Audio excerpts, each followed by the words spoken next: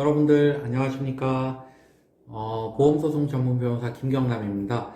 자, 날씨 많이 추워졌는데 감기 조심하시고요. 자, 금일은 고등학생이 그 학교 운동장에서 럭비 경기를 하던 중에 넘어지는 사고를 당해가지고 이 우측과 좌측 십자인대가 모두 파열된 사건에서 그 학교 안전공제 상대로 소송 진행해서 총 판결 원금이 2억 4천만 원 인정된 이 사례 제가 소개해드리고자 합니다. 피해 학생은 우측, 좌측, 무릎 관절 동요에 관해서 후유장애 진단을 받았는데 우측 부분이 동요도가 13.6mm가 밀렸습니다.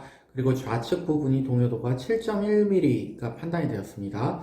자, 이 상황에서 학교 안전공제에는 이 동요도 차이가 상당한데도 불구하고 요양급여만 지급하고 장애급여를 아예 지급을 안 했습니다.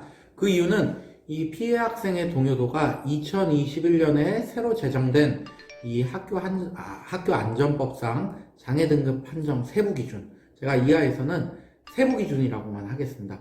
이게 새로 2021년에 새로 제정이 됐었는데 그 기준에 해당할 경우에는 이건 장애로 볼 수 없다 라고 봐가지고 결국 피해자분께서 소송을 해가지고 2억 4천만 원을 배상받을 수 있었던 사례입니다.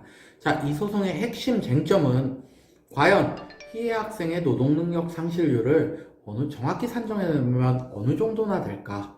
그리고 두 번째로는 이 학교안전공제가 학교안전법상 장애등급 판정 세부 기준, 이 2021년에 제정된 이 세부 기준을 계속 들이대는데 이것이 이 사건에 적용될 수 있느냐? 이 두 가지가 쟁점으로 작용했습니다. 첫 번째로 법원에서 지정한 신체감정의가 감정을 했는데 이 우측 무릎의 동요도가 11mm가 밀렸고요. 좌측 무릎의 동요도가 5.5mm가 나왔습니다. 그래서 이 감정인은 이거는 둘 다 파열됐기 때문에 이 정도 밀렸으면은 양측 다 15%씩 장애가 있는 것으로 봐야 된다. 즉 총 30%의 노동능력 상실이 인정되었습니다. 통상 이런 학교 안전 공제 사건에서 이 공제가 본인들의 자문의사한테 가서 감정을 받으라고 합니다. 그래서 한 뒤에 감정 결과가 나왔는데도 그 감정 결과대로 동요도를 인정하지 않는 경우도 꽤 있고요. 그리고 자문 결과를 자의적으로 해석해가지고 장애가 그 자문 결과에 따르면 장애가 발생했다고 봐야 되는데 장애가 발생하지 않았다 이런 주장을 하는 경우도 있는데 솔직히 이거는 좀 말장난에 불과하고 소송으로 가면 이런 주장은 절대적으로 통용되지 않습니다. 두 번째로 학교안전공제는 2021년에 제정된 세부 기준을 주장하며 장애를 부인하는 경우가 많은데 이 사건에서는 법원이 아래와 같이 판시했습니다. 그 학교안전법상 장애등급 판정에 관한 세부 기준 부칙 2조가 고시 이후에 치유되어서 장애급여 청구권이 발생하는 사건부터 그 고시를 적용한다 라고 규정되어 있는데 이 사건 사고는 그 고시 시행 이전에 이미 발생했으므로 해당 고시를 적용할 수가 없다.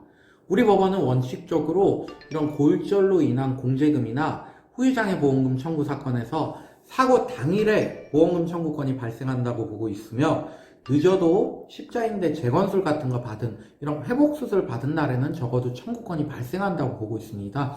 그래서 이 사건 같은 경우에는 사고 발생 자체도 그 고시 시행일 이전에 이미 발생했고 또한 십자인대 재건술 같은 경우에도 그 이전에 다 이루어졌으므로 이거는 고시가 적용돼서 그런 엄격한 기준을 적용할 수 없다라고 본 것입니다.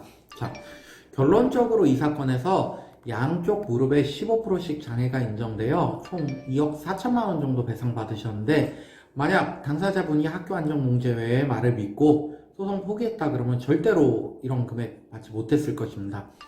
저희 포유법률사무소의 블로그나 유튜브 보시면 다수의 이런 학교안전공제 사건 담당하고 있음을 알 수 있는데 궁금한 사항이 있으시면 해당 사이트 한번 방문해 보시고 그래도 또 궁금한 사항이 있으면 언제든 저희 사무실로 연락 주시기 바랍니다.